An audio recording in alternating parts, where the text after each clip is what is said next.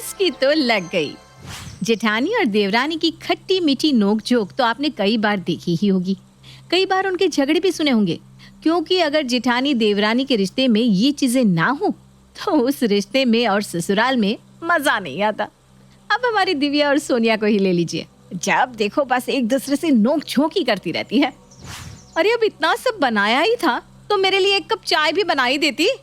क्या भाभी, अब खुद के लिए चाय तो आप बना ही सकती है ना। और वैसे भी थोड़ा तो काम कर लिया करिए, आपका वजन बढ़ता जा रहा है। क्या मेरा वजन बढ़ रहा है? तुम अगर काम करती हो तो मैं भी इस घर का आधा काम करती हूँ। हाँ तो बना लीजिए अपने लिए चाय, पूरा कप। मैं चलती हूँ, मेरा फेवरेट सीरियल आ रहा है। किस एंगल से ये मेरी देवरानी है? बस नाम की इससे बड़ी हूँ मैं, बाकी बात तो ये मेरी कोई नहीं मानती। दिव्या और सोनिया, जेठानी और देवरानी तो थी, लेकिन सोनिया दिव्या की एक भी बात नहीं मानती थी। लेकिन आज की सुबह कुछ अलग ही थी। पता नहीं सूरज शायद गलत दिशा से उग गया हो कि सोनिया दिव्या से इतनी तमीज से और प्यार से पेश आ रही थी, जिसे देखकर हर कोई हैरान था। अरे सुनिए, ये आप मत लीजिए, ये पराठे मैंने स्पेशल भाभी के लिए बनाए हैं। किसके लिए? दिव्या भाभी के लिए। किसके लिए? लगता है मेरे कान खराब हो गए। मैंने कहा कि ये पराठे मैंने स्पेशली दिव्या भाभी के लिए बनाए हैं। क्यों इतना शॉक्ड हो रहा है ऐसे? अरे कहीं इसमें जमाल गोटा तो नहीं डाल दिया तूने? अरे आप कैसी बात कर रही हैं माँ जी? मैं क्यों दिव्या भाभी के खाने में जमाल गोटा डालने लगी? अरे बीमार पड़े उनके दुश्मन। अरे तुम अपने बारे में क्यों बोल रही हो बीमार होने का? हाँ, कुछ भी मत बोलिए। मैं क्यों अपनी इतनी स्वीट सी जिठानी की दुश्मन होने लगी भला? यहाँ आओ जरा, यहाँ आओ। क्या कर रहे हैं आप? अरे चेक कर रहा हूँ कहीं बुखार तो नहीं है ना। ऐसी अजीब सी बातें कर रही हो। एक मिनट, कहीं सर पे कोई चोट बोट तो नहीं लगी तुम्हें? आओ मैं देख लेता हूँ। मजाक मत कीजिए, मैं बिल्कुल ठीक हूँ। मजाक मैं कर रहा हूँ या तुम? क्या हो गया है तुम्हें? तुम सामने रखा पानी भी भाभी को मुश्किल से देती हो। आज उनके लिए स्पेशल पराठे बनाए। अरे वो तो मैं ही मूर्ख थी जिसे हीरे की परख नहीं थी, लेकिन अब ना मेरी आंखें खुल गई हैं। किसकी आंखें खुल गई हैं? अरे इस मूर्ख की भाभी, मेरा मतलब है सोनिया की। उसने स्पेशली आपके लिए पराठे बनाए हैं। क्या मेरे लिए? कुछ भी मत बोलिए देवर जी, जरूर इसमें इसने ढेर सारी मिर्ची डाली होगी, तभी ये सब कह रही है।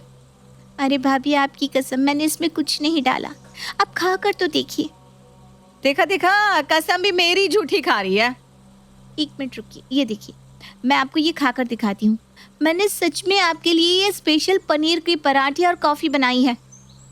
अरे कहीं मैं सपना तो नहीं देख रही हूँ? नहीं भाभी, ये सच है। पहले मुझे भी ऐसा ही लगा था, लेकिन ये सच में बदल गई है भाई। आइए ना भाभी, बैठिए ना, नाश्ता कर लीजिए। आइए आइए। हाँ हाँ, मैं आती हूँ ना अचार लेकर। अरे आप क्यों तकलीफ कर रही हैं? मैं हूँ ना, मैं ले आती हूँ अचार। वाह, ये तो बिल्कुल ही बदल गई है। गीता से बिल्कुल सीता हो गई है।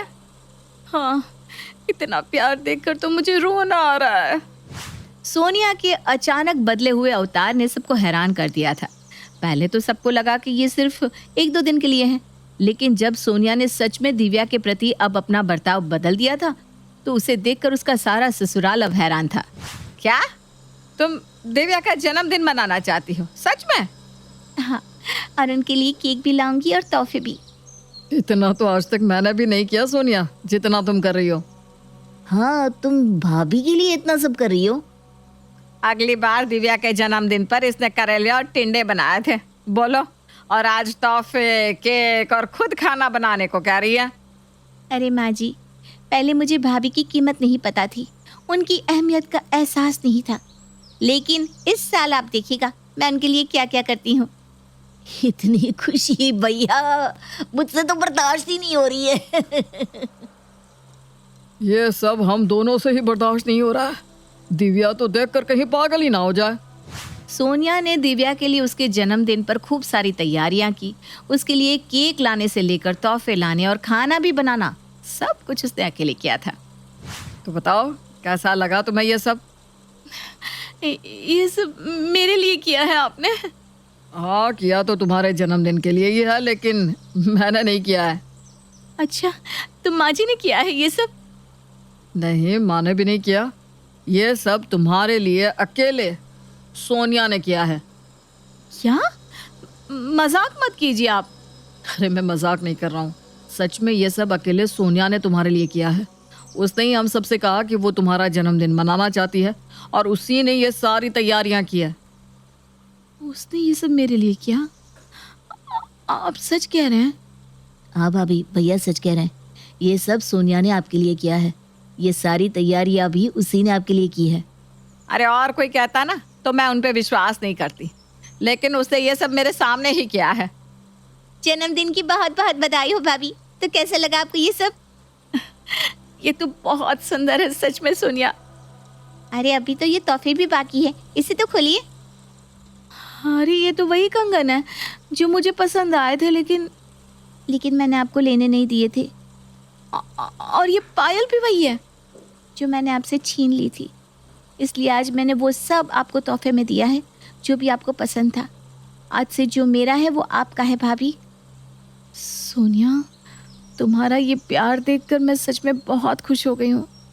भाभी, आज तक मैंने जो भी किया है उसे मन में मत रखिएगा। आज से हम दोनों बहनों की तरह हैं। जो मेरा हिस्सा है वो आपका भी है। हाँ, और जो मेरे पास है वो भी मैं तुम्हारे साथ बांट कर ही चलूँगी सोनिया। इसलिए मैं आज मेरे जन्मदिन पर आप सबसे एक बहुत बड़ी बात शेयर करना चाहती हूँ। फाइनली भाभी वो बात कह रही है। मैं तो कब से इंतज़ार कर रही थी, जब से मैंने वो बात सुनी थी। हाँ, यही नंबर है लॉटरी का। मुझे तो यकीन नहीं हो रहा कि मेरे हाथ में 25 लाख की लॉटरी की टिकट है, लेकिन ये ना मैं किसी को नहीं बताऊंगी वरना नज़र लग जाएगी।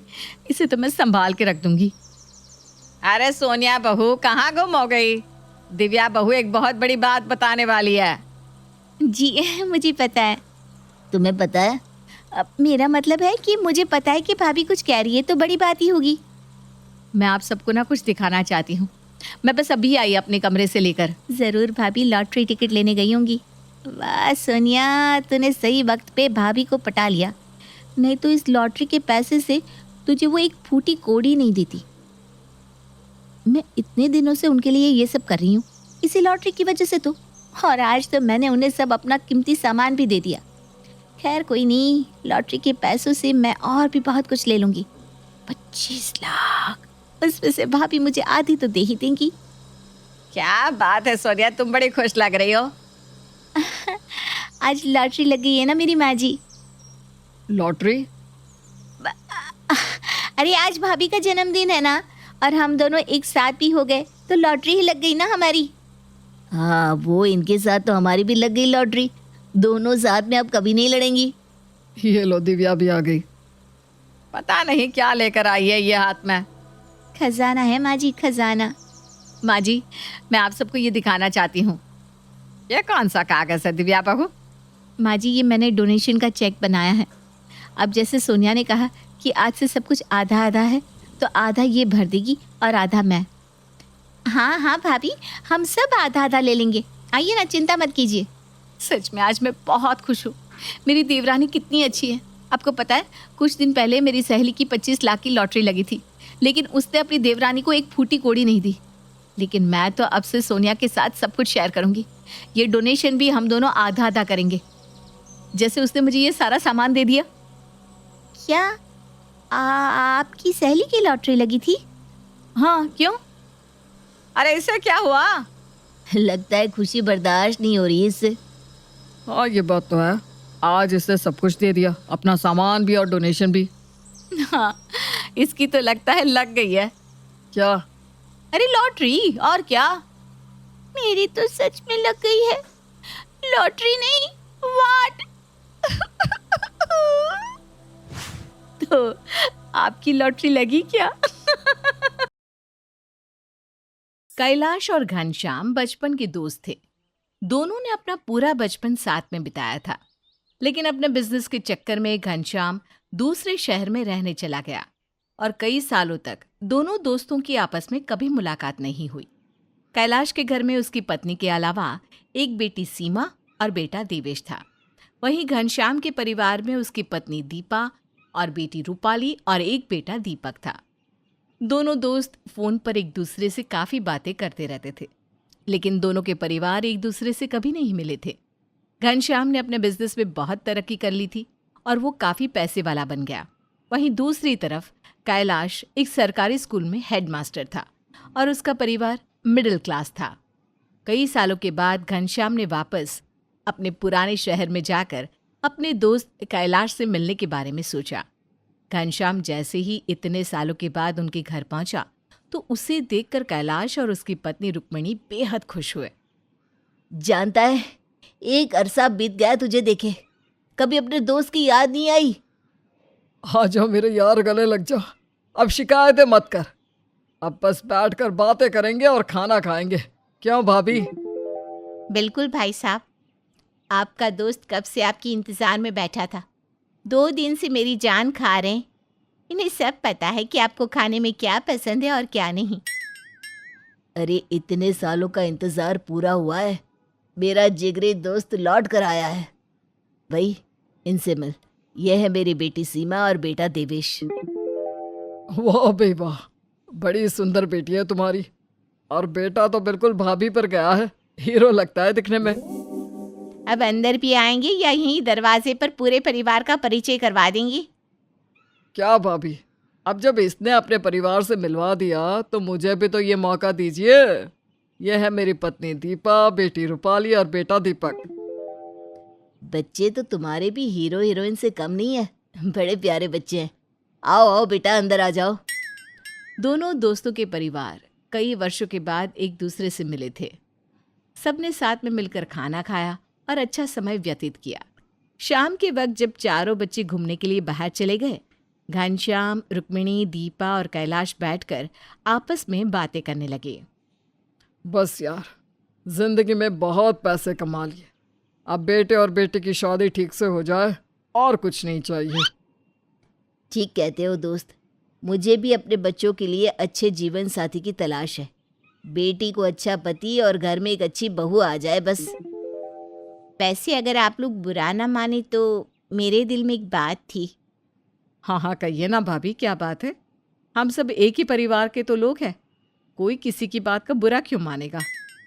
अब देखिए ना, मेरी बेटी सीमा आपके घर की बहू बन जाए और आपकी बेटी रूपाली हमारे घर की, तो कैसा रहेगा?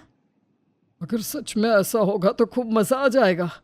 बचपन के दोस्त रिश्तेदार बन जाएंगे, इससे अच्छी बात और क्या हो सकती है। देख दोस्त, बुरा मत मानना, लेकिन तेरे और मेरे परिवार की स्थिति में बहुत फर्क है। मैं एक साधारण मिडिल क्लास परिवार से हूँ और तू इतना बड़ा बिजनेसमैन। देख दोस्त, दोबारा ऐसी बात मत करना। उसके बाद दोनों परिवारों की सहमति से सीमा की शादी दीपक से और रूपाली की शादी देवेश से हो जाती है। रूपाली जब अपने ससुराल विदा होकर आती है तो उसके साथ खूब सारा दहेज आता है। सोने के गहनों से लेकर घर का सारा सामान घनश्याम ने अपनी बेटी को दिया था। वहीं दूसरी तरफ जब सीमा घर पहुंचती है तो उसके पास ऐसा कुछ नहीं था।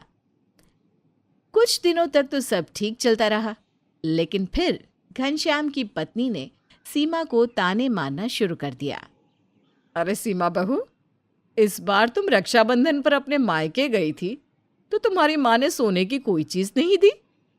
तुमने देखा, जब रूपाली आई थी तो तुम्हारे पूरे परिवार के लिए मैंने सोने की चीजें भेजी थी। मम्मी जी, आप तो जानती हैं मेरे पापा के पास उतने पैसे नहीं हैं। अरे मुझे लगा कैलाश भाई साहब दोस्ती की आड़ में हमसे धोखा नहीं करेंगे, कुछ तो देंगे अपनी बेटी को। अरे जब देखो खाली हाथ टरका देते हैं। अरे दीपा, ये कैसे बात कर रही हो भाई, क्या बात हो गई? आप तो रहने ही दीजिए, ये सब आपकी दोस्ती के चक्कर में हुआ है। उधर रूपाली के घर में, अरे बेटा, इतना सब अपने मायके से क्यों लेकर आती हो? हमें इसकी कोई ज़रूरत नहीं है। वो क्या है ना मम्मी जी, माँ मानती ही नहीं है, जब भी आती हूँ ये सब रख देती हैं। अच्छा चलो, वो सब ठीक है। अब ये सुनाओ, तुम खुशखबरी कब सुना रही हो? अरे मम्मी जी, इतनी भी क्या जल्दी है, थोड़े दिन तो आराम से रहने दो। सब कुछ सही चल रहा था, लेकिन सीमा को अब रोज रोज दीपा के ताने सुनने पड़ते थे। धीरे धीरे दीपा ने अपनी बहू सीमा को दहेज के लिए परेशान करना शुरू कर दिया और दीपक ने भी इन सब में उसका साथ देना शुरू कर दिया। दीपक, आप मम्मी जी को समझाइए ना, वो मुझे रोज दहेज के लिए ताने मारती हैं। देखो सीमा, मम्मी जो भी कहती है उसमें कुछ भी गलत नहीं है। अब उन्हें भी तो अपनी हैसियत के हिसाब से लोगों को दिखाना पड़ता है ना कि बहू ने अपने घर से क्या लाया क्या नहीं। दीपक, आप ये कैसे बात कर रहे हैं? मैं जो कह रहा हूँ सही कह रहा हूँ। मेरी बहन यहाँ से भर भर कर सोना ले जाती है, तुम्हारे मायके वालों की तो मौज आ गई बैठे बिठाए। अपनी सास और पति की बातें सुनकर सीमा को बहुत दुख होता है। बात बात पर वो उसे परेशान करते हैं। वो अपनी माँ को फ़ोन करती है और उनसे इस बारे में बात करती है। माँ, मैं इस घर में खुश नहीं हूँ। ये लोग मुझे हर बात पर ताना देते हैं। मेरी सास और दीपक ने मेरा जीना मुश्किल कर दिया है। लेकिन ये बात तुमने मुझे पहले क्यों नहीं बताई? ऐसे कैसे वो मेरी बेटी को परेशान कर सकते हैं? तुम चिंता ना करो। हाँ माँ, आप ही कुछ करिए। अभी मैं प्रेग्नेंट हूँ और ऐसी हालत में इन लोगों की बातें सुन सुनकर मेरी तबीयत खराब होने लगती है। क्या तू प्रेग्नेंट है बेटा? लेकिन ये बात तू अब बता रही है।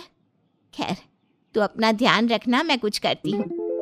अपनी बेटी से बात करने के बाद रुक्मिणी का मन गुस्से से भर जाता है। वो अपने बेटे देवेश को बुलाती है। क्या हुआ माँ? तू बस अपनी बीवी के पास बैठे रहना। तुझे अपनी बहन की जरा भी फिक्र है या नहीं? लेकिन माँ हुआ क्या है?